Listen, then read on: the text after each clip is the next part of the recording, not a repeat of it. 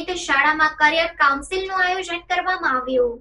Zenith શાળામાં career council programme અંતર્ગત Vadodara district session જજ ઓફિસર ગઢવીને આમંત્રિત કરવામાં આવ્યા હતા। તેમણે શાળાના વિદ્યાર્થીઓને એડવોકેસી વિશે સારી સમજ આપી હતી અને નેશનલ લો કોલેજ વિશે તેમજ ન્યાયતંત્રમાં કેવી રીતે કેરિયર બનાવી શકાય તેની સમજ આપવામાં આવી હતી।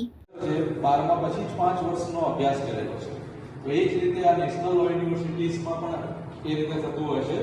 ઇવન આપણી એમએસ યુનિવર્સિટીઝ છે તો એમાં પણ એન્ટ્રન્સ એક્ઝામ હોય છે। એટલે જો તમે એવું વિચારતા હો કે મારે 12મા પછી આ ક્ષેત્રમાં જવું છે, કાયદાના ક્ષેત્રની અંદર, તો હમણાંથી તમારે એ જિજ્ઞાસાને વધારવી પડશે અને જિજ્ઞાસાને વધાર્યા પછી તમારી સ્ટડીની સાથે સાથે parallel you have to study for the examination, entrance exam માટેની પણ તૈયારી કરવી પડશે।